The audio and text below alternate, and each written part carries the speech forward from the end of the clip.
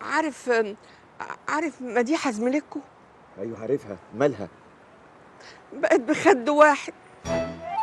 والخد التاني؟ تشكر كلته. يعني تشكر بقت من اكلة خدود البشر؟ اه، وتشكر دلوقتي في النيابة، ويا عالم بقى وكيل النيابة هيفرج عنها ولا لا.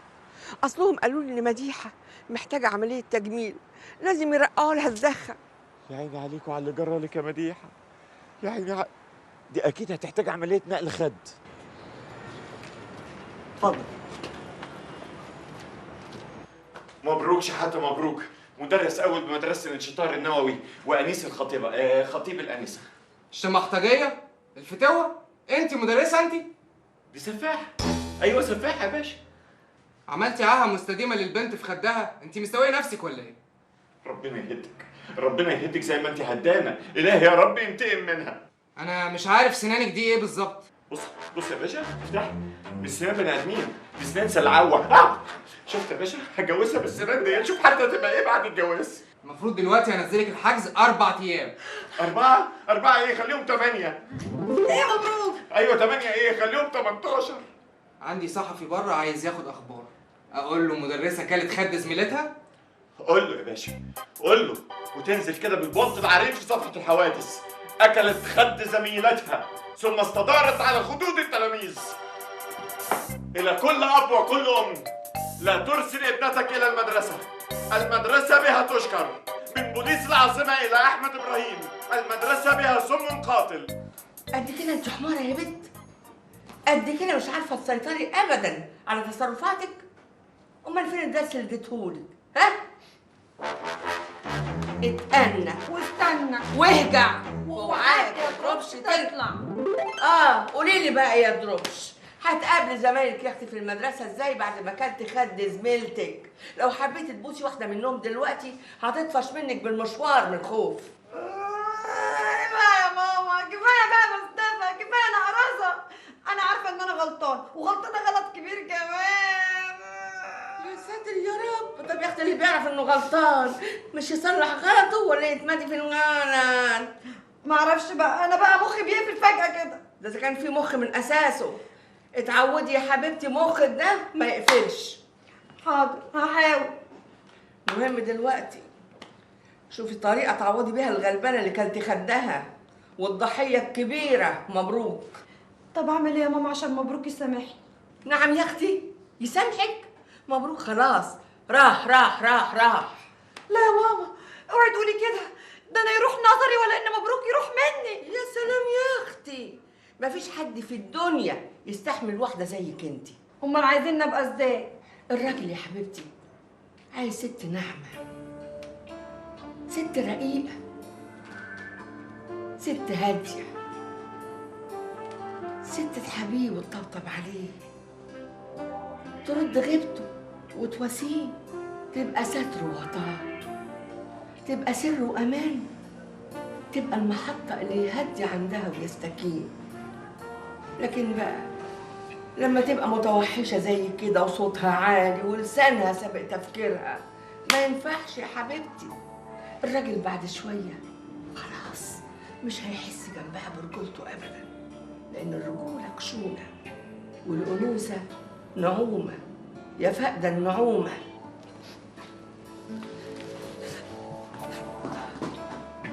يا رب يا رب كملها بعقلها يا رب، ده إذا كان في عقل من أساسه. ألف سلامة عليك يا مديحة. محدش يجيلك في حاجة وحشة، والله زهقنا خالص لما عرفنا اللي حصل لك. ألف سلامة يا أستاذة مديحة. ميرسي قوي يا جماعة، أنا متشكرة قوي على شعوركم ده. الحقيقة أنا كنت خلصت حصصي ومشيت. هو إيه اللي حصل بالظبط؟ أبدا، أنا جيت أقوم رجلي اتكعبلت في الترابيزة فرحت واقعة على خدي على طول، ويا ريت وقعت بس ده أنا اتزحلقت كمان على خدي. ياه، ده أنت زمانك اتألمتي جامد. حسيت كده إن في تمساح عضني. وتشكر ما لحقتكيش؟ لا ما لحقتش، حرام، أصل كل ده حصل في ثانية. خبر. لا ألف سلامة عليك وربنا يجعلها آخر الأحزان. متشكره قوي. اقوم انا بقى اشوف جدولي. ايوه بس ده واضح ان انت متعوره جامد، واخده غرز فيها ولا حاجه؟ كام غرزه كده. ها بس معاها مستديمه. لا، ما انا عملت عمليه تجميل. طيب اظن بقى كلفتك كتير. لا، اصلي في واحد قريبي دكتور تجميل كبير هو اللي عملها لي. على العموم الف سلامه يا استاذه مديحه، عن اذنكم الحق الحصه بتاعتي. وانت يا استاذ مبروك مش عندك حصه؟ ما انا قايم دلوقتي. ورايا.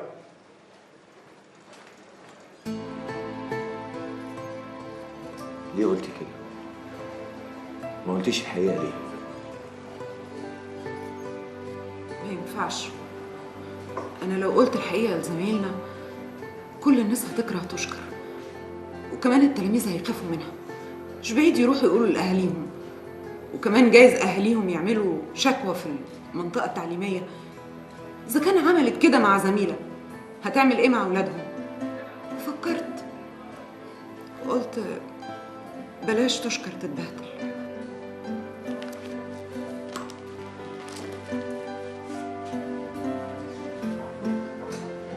يعني انت عملتي كده علشان خاطر تشكر بس؟ طبعا. مش عشان حاجه تانية؟ لا، مفيش اي سبب تاني. للدرجه دي انت انسانه نبيله. انت اللي علمتني كده يا مبروك. انا؟ ايوه.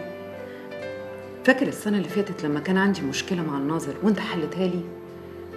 والسنه دي لما جالك درس خصوصي اتنازلت الحاتم عن المجموعه بتاعتك.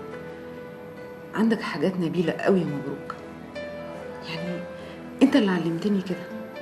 وبعدين تشكر خطيبتك، واللي يمسها يمسك. بصراحه انا ما شفتش اخلاق زيك ولا شهامه ولا تضحيه زي اللي انت بتعمليها دي. هو ايه اللي بين الناس وبعضها الا الكلمه الحلوه والمعروف؟ عندك حق. يلا بقى روح شوف حصتك.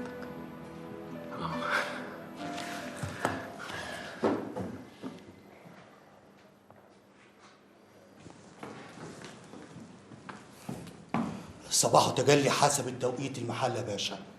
حصول قال لي حظابط عايزك، قلت له هيا بنا، وانا ماسك قدام حضرتك دلوقتي. يا اخي ده انت مستفز جدا. سبحان الله، الحكومه ما بتستخبش عنها حاجه خالص. مامي برضو كانت بتقول لي كده.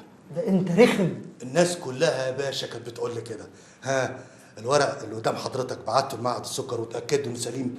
ايوه يا اخويا اتاكدت. اتفضل بقى اشاعتك وتقاريرك وروح. كتر خيرك يا باشا. مع ان يعني حضرتك اتسرعت في حبسي، لكن ما يجراش حاجه طالما بتحافظ يعني على المجتمع وعايز تحمي المجتمع، يبقى لا عزاء للمجرمين. امشي اطلع بره. حاضر يا باشا. انا معقوله برضه؟ ده انت اختي وعارفاني كويس. انا اعمل كده؟ لا لا لا، مش ممكن تكوني بتقولي كده. انا بلغ عن بردويل؟ امال مين اللي بلغ؟ معرفش يا اختي يا حبيبتي. اذا كان الضابط قال لبردويل ان بسمة عبد اللطيف برعي هي اللي بلغت عنك. يمكن الضابط خمن من دماغه.